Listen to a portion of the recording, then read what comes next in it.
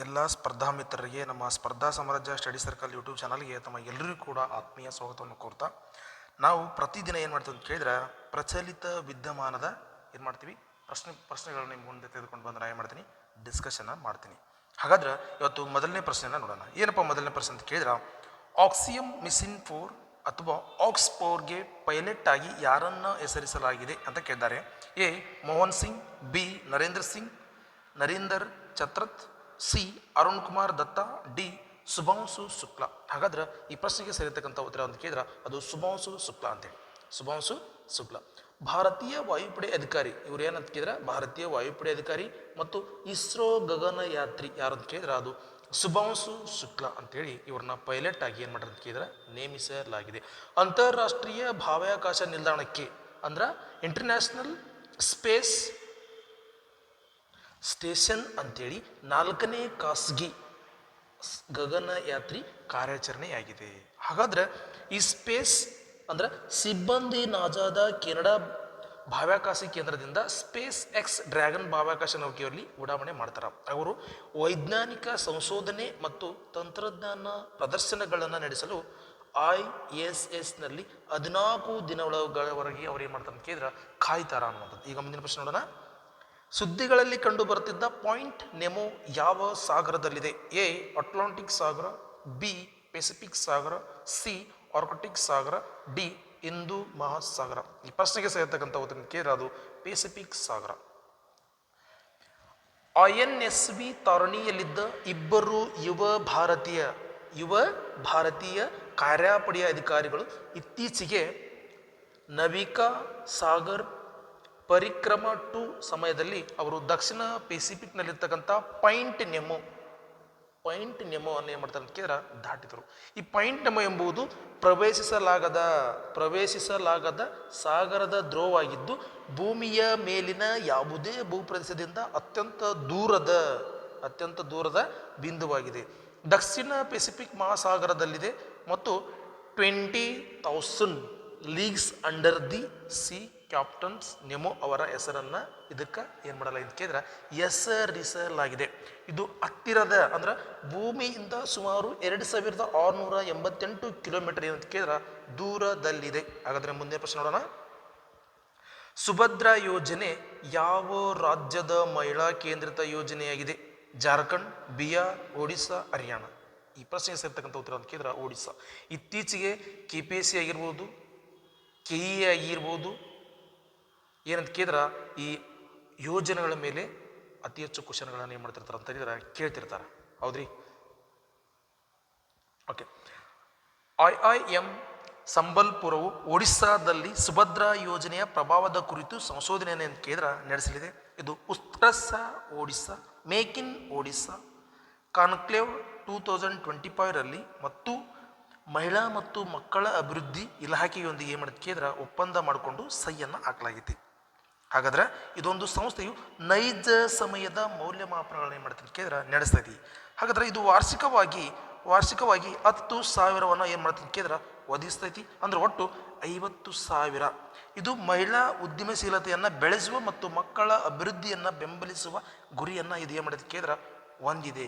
ಹಾಗಾದ್ರೆ ಈ ಯೋಜನೆ ಒಡಿಸ್ಸಾದಲ್ಲಿ 1 ಕೋಟಿಗೂ ಹೆಚ್ಚು ಮಹಿಳೆಯರಿಗೆ ಇದು ಪ್ರಯೋಜನೆಯನ್ನು ನೀಡುವಂಥ ಒಂದು ನಿರೀಕ್ಷೆಯನ್ನು ಹೊಂದಿರತಕ್ಕಂಥ ಯೋಜನೆ ಯಾವ್ದು ಕೇಳಿದ್ರೆ ಅದು ಸುಭದ್ರಾ ಯೋಜನೆ ಅನ್ನುವಂಥದ್ದು. ಹಾಗಾದ್ರೆ ಮುಂದಿನ ಪ್ರಶ್ನೆ ನೋಡೋಣ.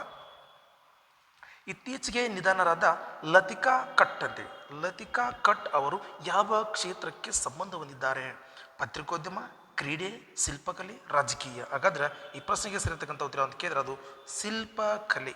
ಪ್ರಸಿದ್ಧ ಭಾರತೀಯ ಶಿಲ್ಪಿ ಲತಿಕಾ ಕಟ್ ಅವರು ಯಾವ ಅಂತ ಕೇಳಿದ್ರೆ ಅವರು ಜೈಪುರದಲ್ಲಿ ಅಂತ ಕೇಳಿದ್ರೆ ಅದು ರಾಜಸ್ಥಾನದಲ್ಲಿ ಬರುತ್ತೆ. ರಾಜಸ್ಥಾನ್. ಓಕೆ. ಇವ್ರಿಗೆ 76ನೇ ವಯಸ್ಸಿನಲ್ಲಿ 76ನೇ ವಯಸ್ಸಾಗಿದ್ದು ಅಂದರೆ 76 ವರ್ಷಗಳಾಗಿದ್ದು ಇವ್ರು ಏನು ಕೇಳಿ ಇತ್ತೀಚೆಗೆ ನಿಧನರಾಗಿದ್ದಾರೆ. ನಿಮಗೆ ನೆನಪಿರಲಿ, ಪ್ರಶ್ನೆಗಳನ್ನು ಸ್ಪರ್ಧಾತ್ಮಕ ಪರೀಕ್ಷೆಗಳಲ್ಲಿ ಕೇಳಬೇಕಂತ ಕೇಳಿದ್ರೆ ಅದು ಇತ್ತೀಚೆಗೆ ಅವರು ನ್ಯೂಸ್ನಲ್ಲಿ ಇದ್ರೆ ಹಾಗೆ ಏನು ಮಾಡ್ತಾರೆ ಅಂತ ಕೇಳಿದ್ರೆ ನಮಗೆ ಪ್ರಶ್ನೆಯನ್ನು ಕೇಳ್ತಾರೆ. ನೆಕ್ಸ್ಟ್ ಅವರು ಏನಂತ ಕೇಳಿದ್ರೆ ಒಬ್ಬರು ದೊಡ್ಡ ಶಿಲ್ಪಕಲೆಯಾಗಿದ್ದರು ಮತ್ತು ಸಾರ್ವಜನಿಕ ಪ್ರತಿಮೆಗಳನ್ನು ಮತ್ತು ಪ್ರಕೃತಿಯ ಸಾವಯವ ರೂಪಗಳನ್ನು ಅವ್ರು ಏನು ಮಾಡ್ತಾರೆ ಅಂತ ಕೇಳಿದ್ರೆ ಸೆರೆ ಹಿಡಿಯೋದಕ್ಕೆ ಹೆಸರುವಾಸಿಯಾಗಿದ್ದರು. ಅವರ ಕೃತಿಗಳಲ್ಲಿ ದೆಹಲಿಯ ಜವಾಹರ್ಲಾಲ್ ನೆಹರು ಭವನದಲ್ಲಿ ಜವಾಹರ್ಲಾಲ್ ನೆಹರು ಅವರ 20 ಅಡಿ ಕಂಚಿನ ಶಿಲ್ಪವು ಕೂಡ ಏನಂತ ಕೇಳಿದ್ರೆ ಒಳಗೊಂಡಿದೆ ಅನ್ನುವಂಥದ್ದು. ಅವರು 5 ದಶಕಗಳಲ್ಲಿ ಟೆರ್ರಾಕೋಟಾ, ಪೇಪಿಯರ್ ಮಾಚೆ, ಕಲ್ಲು ಮತ್ತು ಕಂಚಿನೊಂದಿಗೆ ಪ್ರಯೋಗ ಮಾಡಿದ್ದಾರೆ. ದಶಾಶ್ವಮೇಧ ಘಾಟ್ನಲ್ಲಿ ಮಕರ ಸಂಕ್ರಾಂತಿಗೆ ನಹಾನ್ ಆಗಿ ಅವರು ಬೀಜಿಂಗ್ ಆರ್ಟ್ ಬಿಎನ್ಎಲ್ ಪ್ರಶಸ್ತಿಯನ್ನು 2010ರಲ್ಲಿ ಗೆದ್ದಿದ್ದಾರೆ. ಮುಂದಿನ ಪ್ರಶ್ನೆ, ಕೆಂಪು ಕೋಟೆಯಲ್ಲಿ ಭಾರತ್ ಪರ್ವ್ 2025 ಕಾರ್ಯಕ್ರಮವನ್ನು ಯಾವ ಸಚಿವಾಲಯ ಆಯೋಜಿಸಿತು ಅಂತ ಕೇಳಿದರೆ ಪ್ರವಾಸೋದ್ಯಮ ಸಚಿವಾಲಯ, ಸಂಸ್ಕೃತ ಸಚಿವಾಲಯ, ಹಣಕಾಸು ಸಚಿವಾಲಯ, ಗೃಹ ಸಚಿವಾಲಯ. ಈ ಪ್ರಶ್ನೆಗೆ ಸರಿತಕ್ಕಂಥ ಉತ್ತರ ಅಂತ ಕೇಳಿದ್ರೆ ಅದು ಪ್ರವಾಸೋದ್ಯಮ ಸಚಿವಾಲಯ ಅಂತೇಳಿ. ಗಣರಾಜ್ಯೋತ್ಸವದ ಅಂಗವಾಗಿ 2016ರಿಂದ ವಾರ್ಷಿಕವಾಗಿ ಜನವರಿ 26ರಿಂದ 31ರವರೆಗೆ ನವದೆಹಲಿಯಲ್ಲಿ ಕೆಂಪು ಕೋಟೆಯಲ್ಲಿ ಭಾರತ್ ಪರ್ವವನ್ನು ಆಯೋಜಿಸಲಾಗಿದೆ. ಪ್ರವಾಸೋದ್ಯಮ ಸಚಿವಾಲಯವು ಇದನ್ನೇ ಮಾಡುತ್ತೆ ಕೇಂದ್ರ ಆಯೋಜನೆ ಮಾಡುತ್ತದೆ. ಇದು ಕೆಂಪು ಕೋಟೆಯ ಮುಂಭಾಗದಲ್ಲಿರ್ತಕ್ಕಂಥ ಒಂದು ಲ್ಯಾನ್ಸ್ ಗ್ಯಾನ್ ಪತ್ನಲ್ಲಿ ಏನು ಮಾಡುತ್ತೆ ಕೇಳಿದ್ರೆ ಇದು ನಡೆಯುತ್ತದೆ. ಭಾರತ್ ಪರ್ವ್ 2025 ಗಣರಾಜ್ಯೋತ್ಸವದ ಟ್ಯಾಬ್ಲೋಗಳು, ಸಶಸ್ತ್ರಪಡೆ ಬ್ಯಾಂಡ್ ಪ್ರದರ್ಶನಗಳು, ಸಾಂಸ್ಕೃತಿಕ ಪ್ರದರ್ಶನಗಳು, ಪ್ರಾದೇಶಿಕ ಪದ್ಧತಿಗಳು, ಕರಕುಶಲ ಬಜಾರ್ ಮತ್ತು ಸರ್ಕಾರಿ ಮಂಟಪಗಳು ಒಳಗೊಂಡಿರ್ತದೆ. 2025ರ ಥೀಮ್ ಏನಪ್ಪ ಅಂತ ಕೇಳಿದ್ರೆ ದೇಖೋ ಅಪ್ನಾ ದೇಶ್ ಆಗಿದ್ದು. ನೆನಪಿರಲಿ ನಿಮಗೆ, ಇತ್ತೀಚೆಗೆ ಗಣರಾಜ್ಯೋತ್ಸವ ಆಗಿರೋದಲ್ಲ, ಸೊ ಅದ್ರ ಥೀಮನ್ನು ಕೇಳ್ತಿದ್ದು. ಯಾಕಂತ ಕೇಳಿದ್ರೆ ಇತ್ತೀಚೆಗೆ ನ್ಯೂಸ್ನಲ್ಲಿ ಇರ್ತಕ್ಕಂಥದ್ದು ಅದನ್ನೆಲ್ಲವನ್ನ ಒಳಗೊಂಡು ನಿಮಗೆ ಪ್ರಶ್ನೆಯನ್ನು ಕೇಳುವಂಥ ಚಾನ್ಸಸ್ ಇರುತ್ತೆ.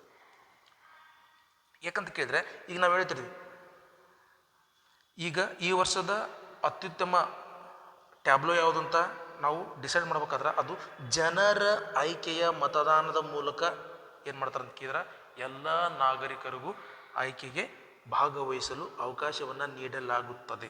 ಓಕೆ, ಮುಂದಿನ ಪ್ರಶ್ನೆ, ಸುದ್ದಿಗಳಲ್ಲಿ ಕಂಡುಬರುತ್ತಿದ್ದ ತಾರಾನಾಕಿ ಪರ್ವತವು ಯಾವ ದೇಶದಲ್ಲಿದೆ? New Zealand, Australia, Russia, Indonesia. ಹಾಗಾದ್ರೆ ಈ ಪ್ರಶ್ನೆಗೆ ಸರಿಯಿರ್ತಕ್ಕಂಥ ಉತ್ತರ ಯಾವಂತ ಕೇಳಿದರೆ ಅದು ನ್ಯೂಜಿಲ್ಯಾಂಡ್. ನ್ಯೂಜಿಲ್ಯಾಂಡ್ ಇರ್ತಕ್ಕಂಥ ತಾರಾನಕಿ ಪರ್ವತಕ್ಕೆ ಕಾನೂನುಬದ್ಧ ವ್ಯಕ್ತಿತ್ವವನ್ನು ನೀಡಲಾಯಿತು. ಅಂದರೆ ಇದಕ್ಕೊಂದು ಕಾನೂನುಬದ್ಧ ಇದು ಮಾಡಲಾಯಿತು. ನೆಕ್ಸ್ಟ್, ಇದರ ಸ್ಥಾನಮಾನ ಪಡೆದಿರ್ತಕ್ಕಂಥ ಎರಡನೇ ನೈಸರ್ಗಿಕ ಲಕ್ಷಣವಾಗೈತಿ. ಎರಡನೇದ್ದು ನೈಸರ್ಗಿಕ ಲಕ್ಷಣವಾಗೈತಿ. ಓಕೆ, ಕಾನೂನುಬದ್ಧ ಗುರುತ ಇರತಕ್ಕಂಥ ಟೇ ಕಹುಯಿ ಮತ್ತು ತಪುವ, ತಾರಾನಕಿ ಮತ್ತು ಸುತ್ತಮುತ್ತಲಿನ ಭೂಮಿಯನ್ನು ಇದು ಏನು ಮಾಡೈತಿ ಒಳಗೊಂಡೈತಿ ಅಂತೇಳಿ. ಅಲ್ಲಿ ಒಂದು ಜನ ಕಂಡು ಬರುತ್ತೆ, ಯಾವ್ದು ಕೇಳಿದ್ರೆ ಅದು ಮಾವೋರಿ ಜನಾಂಗ. ಅಲ್ಲಿಯ ಜನರು ಏನು ಮಾಡ್ತಾರೆ ಕೇಳಿದ್ರೆ ಭೂಮಿಯ ಐತಿಹಾಸಿಕ ಕಳ್ಳತನವನ್ನು ಏನು ಮಾಡ್ತಾರೆ ಕೇಳಿದ್ರೆ ಗುರುತಿಸಲಾಗಿದೆ. ಮಾವೋರಿ ಬುಡಕಟ್ಟು ಜನಾಂಗದ ಸದಸ್ಯರು ಮತ್ತು ಸಂರಕ್ಷಣಾ ಸಚಿವರನ್ನ ಹೊಂದಿರತಕ್ಕಂಥ ಹೊಸದಾಗಿ ರಚಿಸಲಾದ ಘಟಕವು ಪರ್ವತವನ್ನು ಇದೇ ಮಾಡ್ತಾ ಪ್ರತಿನಿಧಿಸುತ್ತದೆ. ಇದು ನ್ಯೂಜಿಲ್ಯಾಂಡ್ ಈ ಹಿಂದೆ ಟೇ ಉರೇವರ ಮತ್ತು ವಂಗು ನುಹಿ ನದಿಗೆ ಇದರ ವ್ಯಕ್ತಿತ್ವವನ್ನು ಏನು ಮಾಡ್ತದೆ ಕೇಳಿದ್ರೆ ನೀಡುತ್ತದೆ. ಮುಂದಿನ ಪ್ರಶ್ನೆ, ಇತ್ತೀಚೆಗೆ ಸುದ್ದಿಗಳಲ್ಲಿ ಕಂಡುಬರುತ್ತಿದ್ದ ಕುಷ್ಠರೋಗವು ಯಾವ ಬ್ಯಾಕ್ಟೀರಿಯಾದಿಂದ ಉಂಟಾಗುತ್ತದೆ? ಸ್ಟ್ರೆಪ್ಟೋಕೋಕಸ್ ನ್ಯೂಮೋನಿಯಾ, ಸ್ಯಾಲ್ಮೋನೆಲ್ಲಾ ಟೈಪಿ, ಎಸ್ಚೆರಿಚಿಯಾ ಕೋಲಿ, ಮೈಕ್ರೋಬ್ಯಾಕ್ಟೀರಿಯಂ ಲೆಫ್ರೆ. ಈ ಪ್ರಶ್ನೆಗೆ ಸೇರಿರ್ತಕ್ಕಂಥ ಉತ್ತರ ಯಾವ್ದು ಕೇಳಿದ್ರೆ ಅದು ಮೈಕ್ರೋ ಬ್ಯಾಕ್ಟೀರಿಯಾ ಲೆಫ್ರೆ. ಕುಷ್ಠರೋಗದ ಬಗ್ಗೆ ಜಾಗೃತಿ ಮೂಡಿಸಲು ಮತ್ತು ತಪ್ಪು ಕಲ್ಪನೆಗಳನ್ನು ತೆಗೆದುಹಾಕಲು ಜನವರಿ 30ರಂದು ವಿಶ್ವ ಕುಷ್ಠರೋಗ ದಿನವನ್ನು ಆಚರಿಸಲಾಗುತ್ತದೆ. ಕುಷ್ಠರೋಗ ಅಥವಾ ಆನ್ಸನ್ ಕಾಯಿಲೆ ಮೈಕ್ರೋ ಬ್ಯಾಕ್ಟೀರಿಯಾ ಲೆಪ್ರೆ ಬ್ಯಾಕ್ಟೀರಿಯಿಂದ ಇದೇನಾಗ್ತದೆ ಅಂತ ಕೇಳಿದ್ರೆ ಉಂಟಾಗ್ತಕ್ಕಂಥ ಒಂದು ದೀರ್ಘಕಾಲದ ಸೋಂಕಾಗಿದ್ದು ಚರ್ಮ ಮತ್ತು ನರಗಳ ಮೇಲೆ ಇದೇನು ಮಾಡ್ತಾ ಪರಿಣಾಮ ಬೀರ್ತದೆ. ಚರ್ಮ ಮತ್ತು ನರಗಳ ಮೇಲೆ ಪರಿಣಾಮ ಬೀರ್ತದೆ. ಚಿಕಿತ್ಸೆ ನೀಡದೇ ಇದ್ರೆ ಇದು ಶಾಶ್ವತವಾಗಿ ಅಂಗವೈಕಲ್ಯ ಮತ್ತು ಸಾಮಾಜಿಕ ಕಳಂಕಕ್ಕೆ ಇದು ಏನಾಗ್ತದೆ ಅಂತ ಕೇಳಿದ್ರೆ ಕಾರಣವಾಗ್ತದೆ. ಕುಷ್ಠರೋಗವು ನಿರ್ಲಕ್ಷಿತ ಉಷ್ಣವಲಯದ ಕಾಯಿಲೆಯಾಗಿದ್ದು 120ಕ್ಕೂ ಹೆಚ್ಚು ದೇಶಗಳ ಮೇಲೆ ಇದು ಪರಿಣಾಮವನ್ನು ಬೀರುತ್ತದೆ. ವಾರ್ಷಿಕವಾಗಿ 2 ಲಕ್ಷ ಹೊಸ ಪ್ರಕರಣಗಳು ಇದರ ಕಂಡು ಬರ್ತಾವೆ. ಇದು ಸಾಂದರ್ಭಿಕ ಸಂಪರ್ಕದ ಮೂಲಕ ಅಲ್ಲ, ಸಂಸ್ಕರಿಸಿದ ಪ್ರಕರಣಗಳೊಂದಿಗೆ ದೀರ್ಘಕಾಲದ ನಿಕಟ ಸಂಪರ್ಕವನ್ನು ಹರಡಿಸುವ ಮೂಲಕ ಇದೇನಂತ ಕೇಳಿದ್ರೆ ಹರಡುತ್ತದೆ ಅಂತೇಳಿ. ಈಗ ಮುಂದಿನ ಪ್ರಶ್ನೆ, ವಿಶ್ವ ತ್ಯವ ಭೂಮಿ ದಿನವನ್ನು ಪ್ರತಿ ವರ್ಷ ಯಾವ ದಿನದಂದು ಆಚರಿಸಲಾಗ್ತದೆ? ಫೆಬ್ರವರಿ 1, ಫೆಬ್ರವರಿ 2, ಫೆಬ್ರವರಿ 3, ಫೆಬ್ರವರಿ 4. ಈ ಪ್ರಶ್ನೆಗೆ ಸೇರಿರ್ತಕ್ಕಂಥ ಉತ್ತರ ಅಂತ ಕೇಳಿದ್ರೆ ಅದು ಫೆಬ್ರವರಿ 2. ಪ್ರತಿ ವರ್ಷ ಫೆಬ್ರವರಿ 2ರಂದು ವಿಶ್ವ ತ್ಯವ ಭೂಮಿ ದಿನವನ್ನು ಏನು ಮಾಡ್ತೀವಿ ಅಂತ ಕೇಳಿದ್ರೆ ಆಚರಿಸ್ತೀವಿ. ಫೆಬ್ರವರಿ 2ರಂದು ವಿಶ್ವ ತ್ಯವ ಭೂಮಿ ದಿನವನ್ನು ಭಾರತದ 4 ಹೊಸ ರಾಮ್ಸರ್ ತಾಣಗಳು ಇದಕ್ಕೆ ಏನಂತ ಕೇಳಿದ್ರೆ ಸೇರಿಸಿದಾವ. ಭಾರತದಲ್ಲಿ ಒಟ್ಟು ರಾಮ್ಸರ್ ತಾಣಗಳ ಸಂಖ್ಯೆ ಈಗ ಎಷ್ಟು ಅಂತ ಕೇಳಿದ್ರೆ 84ಕ್ಕೆ ಏರಿದೆ. 89ಕ್ಕೆ ಏನಂತ ಕೇಳಿದ್ರೆ ಏರಿಕೆಯಾಗಿದೆ. ಹೊಸ ತಾಣಗಳಲ್ಲಿ ತಮಿಳುನಾಡಿನ ಸಕ್ಕರಕೊಟ್ಟೈ ಮತ್ತು ತೆರ್ತಂಗಲ್ ಪಕ್ಷಿಧಾಮಗಳು, ಸಿಕ್ಕಿಮಿನ ಕೆಸಿಯೋಪೆಲ್ರಿ ತೇವಭೂಮಿ ಸೇರೈತಿ ಮತ್ತು ಜಾರ್ಖಂಡ್ನ ಉದ್ವಾ ಸರೋವರ ಕೂಡ ಇದಕ್ಕೆ ಸೇರೈತಿ. ಸಿಕ್ಕಿಂ ಮತ್ತು ಜಾರ್ಖಂಡ್ಗಳು ತಮ್ಮ ಮೊದಲ ರಾಮ್ಸರ್ ತಾಣಗಳನ್ನು ಪಡೆದಿರ್ತಕ್ಕಂಥದ್ದು ಫಸ್ಟ್ ಟೈಮ್ ಪಡ್ಕೊಂಡವ. ನಮ್ಮ ನಮ್ಮ ಕರ್ನಾಟಕ ಏನಂತ ಕೇಳಿದ್ರೆ 2022ರಲ್ಲಿ ಫಸ್ಟ್ ಟೈಮ್ ರಾಮ್ಸರ್ ತಾಣ ಸೇರ್ಕೊಂತು. ಮಂಡ್ಯ ಜಿಲ್ಲೆ ರಂಗನತಿಟ್ಟು 2024 ಮತ್ತು 3 ಕೊಳ್ಳಾಯಿತು. ಓಕೆ, ತೇವಭೂಮಿಗಳು ವೈವಿಧ್ಯಮಯ ಜಲಚರಗಳನ್ನು ಬೆಂಬಲಿಸ್ತವ ಮತ್ತು ಪರಿಸರ ವ್ಯವಸ್ಥೆಯನ್ನು ನಿರ್ಣಾಯಕವಾಗಿ ಪಾತ್ರವನ್ನು ಏನು ಮಾಡ್ತಕ್ಕೆ ಅಂದರೆ ಇವು ವಹಿಸ್ತವ ಅಂತ. ಮುಂದಿನ ಪ್ರಶ್ನೆ, ಸುದ್ದಿಗಳಲ್ಲಿ ಕಂಡುಬರುತ್ತಿದ್ದ ಇಂಡೋಸ್ಟಿಕ್ಟಾ ಡೆಕ್ಕನೆನ್ಸಿಸ್ ಯಾವ ಜಾತಿಗೆ ಸೇರ್ತದೆ? ಎ ಡೆಮ್ಸ್ಪ್ಲೈ, ಜೇಡ, ಕಪ್ಪೆ, ಮೀನು. ಈ ಪ್ರಶ್ನೆಗೆ ಸೇರ್ತಕ್ಕಂಥ ಉತ್ತರ ಅಂತ ಕೇಳಿದ್ರೆ ಡೆಮ್ಸ್ಪ್ಲೈ ಅಂತೇಳಿ. ಇಂಡೋಸ್ಟಿಕ್ಟಾ ಡೆಕ್ನೆನ್ಸಿಸ್ ಎಂದು ಕರೆಯಲ್ಪಡ್ತಕ್ಕಂಥ ಕೇಸರಿ ರೀಡ್ ಟೈಲ್ ಡ್ಯಾಮ್ ಸರ್ಪ್ಲೈ ಇತ್ತೀಚೆಗೆ ಕರ್ನಾಟಕದಲ್ಲಿ ನೇತ್ರಾವತಿ ನದಿಯ ಉದ್ದಕ್ಕೂ ಮೊದಲ ಬಾರಿಗೆ ಕಂಡು ಬಂದಿರತಕ್ಕಂಥದ್ದು. ಈ ಮೊದಲ ಬಾರಿಗೆ ಅಂತಿರ್ತಾವಲ್ಲ, ಇಂಥವ್ನು ಜಾಸ್ತಿ ಒತ್ತು ಕೊಟ್ಟು ನೋಡ್ಬೇಕಾಗ್ತದೆ. ಈ ಅಪರೂಪದ ಪ್ರಭೇದವು ಪಶ್ಚಿಮ ಘಟ್ಟಗಳಿಗೆ ಸ್ಥಳೀಯವಾಗಿದೆ ಮತ್ತು ನೆರಳು ಡ್ಯಾಮ್ ಸಲ್ಪೆ ಕುಟುಂಬದ ಪ್ಲಾಟಿಸ್ಟಿಕ್ವೆಡೆ ಒಂದು ಭಾಗವಾಗಿದೆ. ಇದು ಕೇಸರಿ ಬಣ್ಣದೊಂದಿಗೆ ತೆಳ್ಳಗಿನ ದೇಹವನ್ನು ಹೊಂದಿರತಕ್ಕಂಥದ್ದು ಮತ್ತು ಪ್ರಾಚೀನ ನಿಧಾನವಾಗಿ ಚಲಿಸತಕ್ಕಂತಹ ಒಂದು ಅರಣ್ಯ ಹೊಳೆಗಳಲ್ಲಿ ಇದು ಬೆಳಿತೈತಿ. ಈ ಹಿಂದೆ ಕೇರಳ ಮತ್ತು ತಮಿಳುನಾಡುಗಳಲ್ಲಿ ಕಂಡುಬಂದ ಈ ಆವಿಷ್ಕಾರವು ಅದರ ತಿಳಿದಿರ್ತಕ್ಕಂಥ ವ್ಯಾಪ್ತಿಯಲ್ಲಿ ಇದು ವಿಸ್ತರಿಸಲಾಗಿದೆ. ಓಕೆ, ಇದು ಸಿಹಿನೀರಿನ ಆವಾಸಸ್ಥಾನಗಳ ಬಳಿ ಕಂಡು ಬರ್ತಕ್ಕಂಥ ಒಂದು ಪರಭಕ್ಷಕ ವೈಮಾನಿಕ ಕೀಟವಾಗೈತಿ. ನೆಕ್ಸ್ಟ್, ಚಾಲಿ ಟೈಲ್ಡ್ ಅರಕು ಉತ್ಸವ ಯಾವ ರಾಜ್ಯದಲ್ಲಿ ಆಯೋಜಿಸಲಾಗಿದೆ ಅಂತ ಕೇಳಿದಾರ? ಇದಕ್ಕೆ ಹಿಮಾಚಲ ಪ್ರದೇಶ್, ತಮಿಳುನಾಡು, ಕೇರಳ, ಆಂಧ್ರ ಪ್ರದೇಶ್. ಈ ಪ್ರಶ್ನೆಗೆ ಸೇರಿರ್ತಕ್ಕಂಥ ಉತ್ತರ ಕೇಳಿದ್ರೆ ಅದು ಆಂಧ್ರ ಪ್ರದೇಶ ಅನ್ನುವಂಥದ್ದು. ಚಾಲಿ ಎಂಬ ಶೀರ್ಷಿಕೆಯ ಅರಕು ಉತ್ಸವ ಆಂಧ್ರ ಪ್ರದೇಶದ ಅರಕು ಕಣಿವೆಯಲ್ಲಿ ಆಯೋಜಿಸಲಾಗಿದೆ. ಈ ಕಣಿವೆ ಪೂರ್ವಘಟ್ಟಗಳ ಭಾಗವಾಗಿದ್ದು ಸಮುದ್ರ ಮಟ್ಟದಿಂದ 600 ಮೀಟರ್ದಿಂದ 900 ಮೀಟರ್ವರೆಗೆ ಏನಂತ ಕೇಳಿದ್ರೆ ಎತ್ತರದಲ್ಲಿದೆ. ಇದು ಬಾಕ್ಸೈಟ್ ಗಣಿಗಾರಿಕೆಗೆ ಹೆಸರುವಾಸಿಗಿದೆ.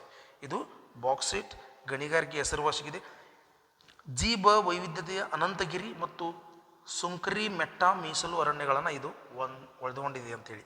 ಇದನ್ನು ಸಾಮಾನ್ಯವಾಗಿ ಆಂಧ್ರದ ಊಟಿ ಎಂದು ಕೂಡ ಕರಿತೀವಿ. ಇದು ಭಾಳ ಇಂಪಾರ್ಟೆಂಟ್ ನೋಡ್ರಿ. ಯಾಕಂತ ಕೇಳಿದ್ರೆ ಇತ್ತೀಚಿನ ನ್ಯೂಸ್ನಲ್ಲಿ ಐತಿ, ವಿಶೇಷವಾಗಿ ಕೇಳುವಂಥ ಚಾನ್ಸಸ್ ಭಾಳ ಅದ. ಇದು ವಿವಿಧ ಬುಡಕಟ್ಟು ಜನಾಂಗದವರಿಗೆ, ಮುಖ್ಯ ಅರಕು ಬುಡಕಟ್ಟು ಜನಾಂಗದವರಿಗೆ ನೆಲೆಯಾಗಿದೆ. ಕಣಿವೆಯಲ್ಲಿ ಪ್ರಸಿದ್ಧವಾಗಿರ್ತಕ್ಕಂಥ ಅರಕು ಬುಡಕಟ್ಟು ಜನಾಂಗದವರಿಗೆ ಇದು ಏನಂತ ಕೇಳಿದ್ರೆ ಅರೇಬಿಕಾ ಕಾಫಿ 2019ರಲ್ಲಿ ಜಿಐ ಟ್ಯಾಗನ್ನು ಪಡೆದಿರ್ತಕ್ಕಂಥದ್ದು. ಕಣಿವೆಯು ಗಾಳಿಕೊಂಡ, ರಕ್ತಕೊಂಡ, ಸುಂಕರಿಮೆಟ್ಟ ಮತ್ತು ಚಿಟಮೋಗೊಂಡಿ ಮುಂತಾದ ಪರ್ವತಗಳು ಇಲ್ಲಿ ಕಂಡು ಬರ್ತವೆ. ಇದಿಷ್ಟು ಇವತ್ತಿನ ಪ್ರಚಲಿತ ಘಟನೆಗಳ ಪ್ರಶ್ನೆ ಆಗಿತ್ತು. ನಾಳೆ ಇನ್ನಿಷ್ಟು ಆ ಪ್ರಶ್ನೆಗಳನ್ನು ತೆಗೆದುಕೊಂಡು ಬರೋಣ. ಯಾರಿನ್ನೂ ನಮ್ಮ ಸ್ಪರ್ಧಾ ಸಾಮ್ರಾಜ್ಯ ಯೂಟ್ಯೂಬ್ ಚಾನಲನ್ನು ಸಬ್ಸ್ಕ್ರೈಬ್ ಮಾಡ್ಕೊಂಡಿಲ್ಲ, ಸಬ್ಸ್ಕ್ರೈಬ್ ಮಾಡ್ಕೊಡಿ, ಶೇರ್ ಮಾಡಿಕೊಡ್ರಿ. ಆಮೇಲೆ ನಮ್ಮದು ಆಫ್ಲೈನ್ ಕ್ಲಾಸಸ್ ನಡೀತಿದ್ದಾವ. ಹಾಗಾಗಿ ಎಲ್ಲರೂ ಆಫ್ಲೈನ್ ಕ್ಲಾಸಸ್ಗೆ ಬಂದು ಅಟೆಂಡ್ ಮಾಡಿರಿ ಅಂತ ಹೇಳ್ತಾ ಇವತ್ತಿನ ವಿಡಿಯೋನ ಮುಗಿಸ್ತೀನಿ. ಎಲ್ಲರಿಗೂ ಧನ್ಯವಾದಗಳು.